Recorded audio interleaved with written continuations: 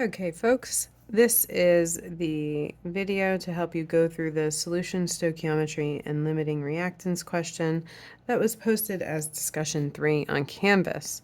So I'm going to walk through each of the sections and just explain how you would go about solving this. So the first thing we have to do when we have a question like this is look at what was given to us. We're told that we have potassium sulfate, and that was mixed with barium nitrate. So when I get a problem like this and have just a bunch of words up here, I want to start kind of identifying things that tell me stuff. So I know that 15 mils of 5 molar, well, that's going to tell me an amount, because I know that molarity equals moles over liters. And same with this.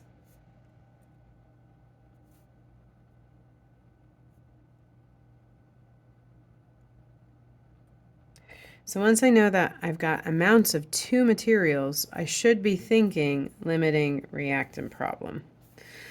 So let's go ahead and look at potassium sulfate and barium nitrate.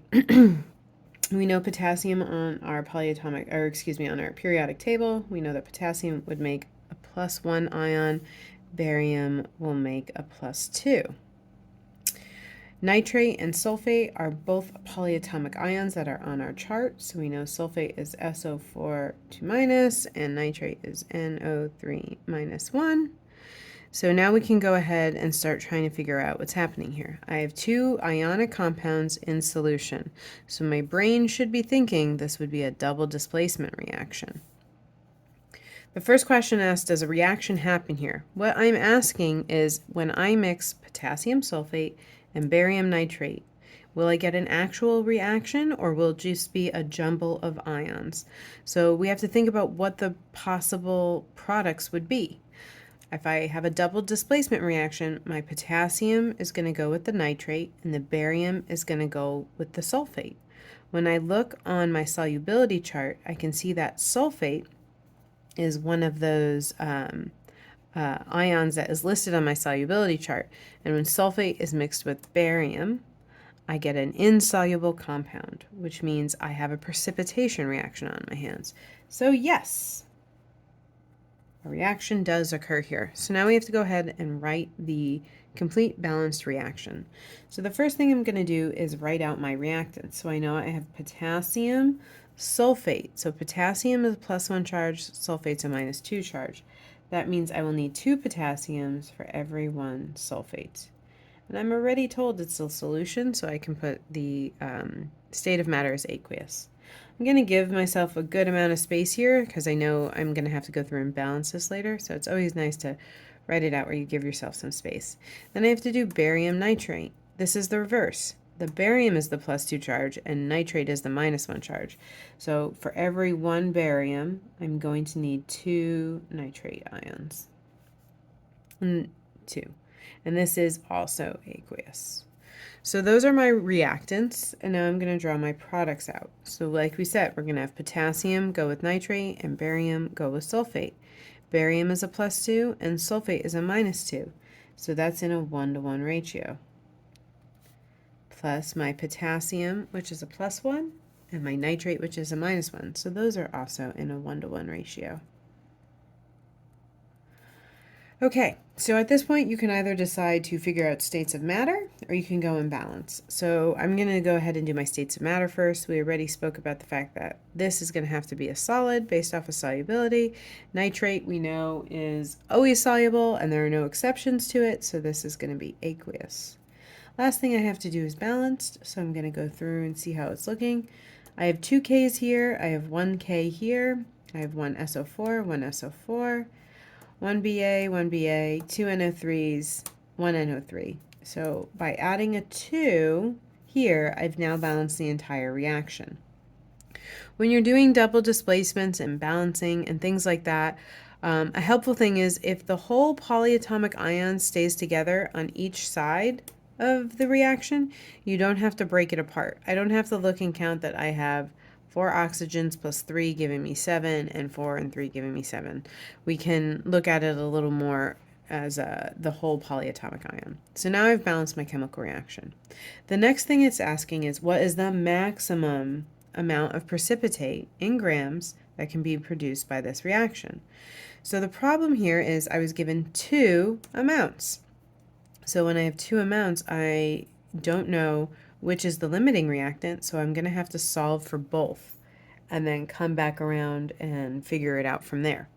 So the first thing I'm going to do is figure out how much actual material I have of each. We know that molarity equals moles over liter, and I was given the molarity, and I was given a volume, but it's in milliliters, so I'm going to have to convert it into liters. So let's do the potassium sulfate first. So I'm going to do K2SO4. And so we know that I have a 4.00 molar solution over X moles yields 0.02500 liters. Now, you might be fighting the desire to not list all those zeros, but we don't want to lose any significant figures. Keep in mind, 2 sig figs, 4 sig figs, 3 sig figs, 4 sig figs. So when I solve for this, I find out that I have 0.100 moles of K2SO4. Now, 3 sig figs here, so 3 sig figs in my answer. Now I'm going to solve for this being my given, and I want to solve for how much of my barium sulfate I can make. So I'm going to start with my given as my 0.1 moles of K2SO4. And I'm in moles, so I can go from moles to moles, and it's a 1-to-1 ratio. So for every 1 mole of barium sulfate, I make or require 1 mole of potassium sulfate. Moles of potassium sulfate and moles of potassium sulfate cancel out, leaving me in moles of barium sulfate.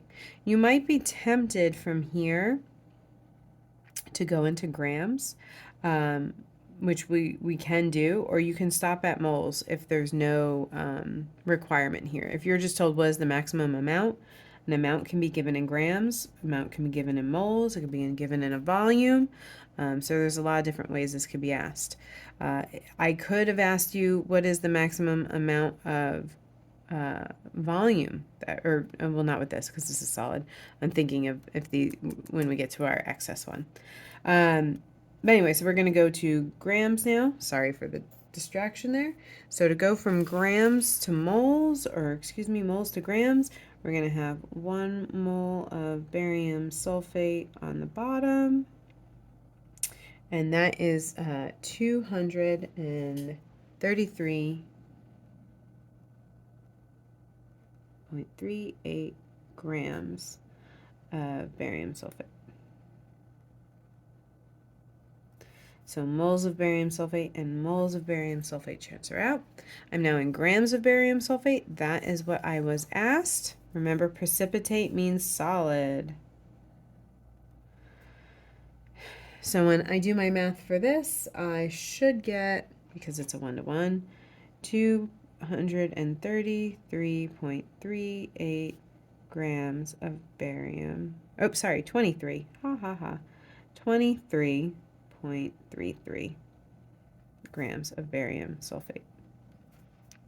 Now, when we look at it, we had 3 sig figs here, so I can only have 3 sig figs in my answer, which means that I really only produced 23.3 grams of barium sulfate when I base this off the amount of potassium sulfate. Now we're going to do the same thing again, but looking from the barium nitrate. So in this case, we have to figure out how much barium nitrate we have. So for my barium nitrate, we have a molarity of 5.5 molar, and that's going to be X moles over liters, 0.01500. And for this, I will get 0.0825 moles. Now again, 2 sig figs here, so I can only have 2 sig figs in my answer. So my given is now 0.0825 moles of barium nitrate. Again, we go through, it's a 1-to-1 ratio, so every 1 mole of BaSO4, we get 1 mole, of, no, that's right, BaNO3. See, it's always good to write out your units. Remember, this is over 1, so this is the numerator. These cancel out. Barium sulfate, moles. So now we want to go to grams. 233.38 grams barium sulfate over 1 mole barium sulfate. Moles of barium sulfate and moles of barium sulfate cancel out. So when I go through and do this, I will end up with 19.2538, but I'm limited by my 2 sig figs here. So when I look over, that's 2 sig figs here, 2, so we're going to round down. So this is 19 grams of barium sulfate. So these are my 2 options. The maximum amount I can make is the smaller amount.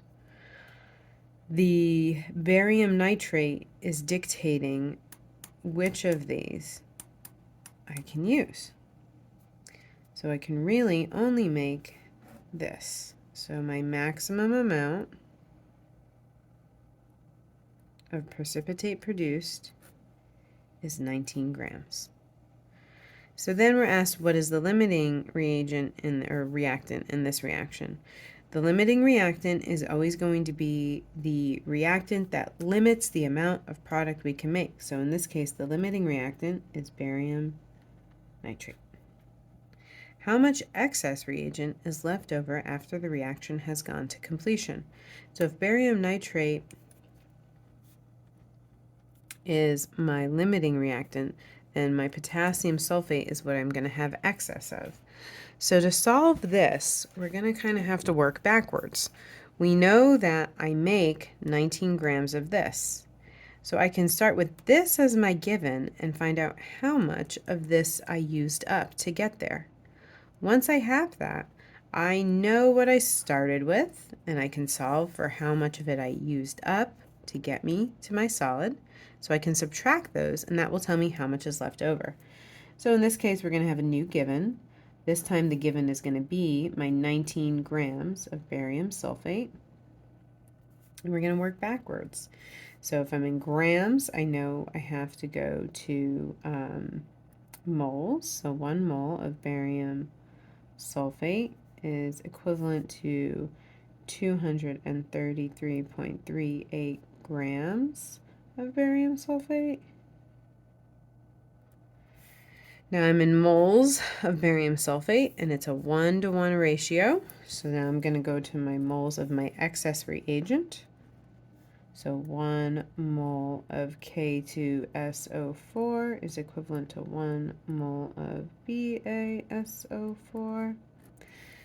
Moles of BaSO4 and moles of BaSO4 cancel out. The grams canceled out. So now I'm in moles of K2SO4. You might be tempted here to go to grams, but remember, we calculated my initial amount of my K2SO4 in moles. So I'm going to stop right there and find out how many moles of my K2SO4 was consumed to produce this many grams. So when I do that, I end up with 0.08141 moles of K2SO4. I'm going to put here moles of K2SO4 consumed. That's how much of it was used during the reaction. So again, 2 sig figs here, so 2 sig figs here. I know I started with 0.100 moles of K2SO4. And I'm going to subtract the amount consumed, minus 0.08141 moles of K2SO4. So when I look at this, remember, addition and subtraction, we go by number of decimal places. Remember, we had 3 sig figs here, like we did here. So this goes out tens, hundreds, thousandths place, and 2 sig figs here, tens, hundreds, thousandths place here as well. So when I put this in my calculator, I end up with 0.01857. So I can only come to the thousands place in my answer, like so. I'm going to look one more over. It is a 5, so this is going to get rounded up.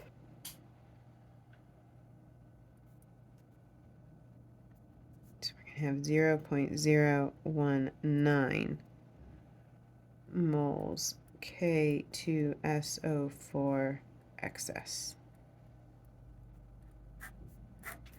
All right, the last question is asking us, we actually only produced 11.3 grams. Remember, we calculated we could get up to 19. That was the maximum amount. What is the percent yield of this reaction? So you're seeing in lab that, sometimes we don't always get perfect 100% yields. So what we're going to do is take our actual over our theoretical. Now, theoretical would be this guy here. This guy right here, this dimensional analysis right here, is being in a perfect world where everything worked. This is how much precipitate we could potentially make. But experimentally, we found out we only had 11.13 grams. So we're going to take 11.13, divide it by our 19. 4 sig figs here, 2 sig figs here, times 100.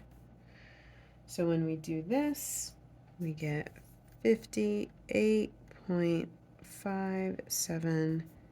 We can only have 2 sig figs in our answer, so we look here, we look one more over, and we're going to round up. So we end up with 59% yield. All right, there you have it.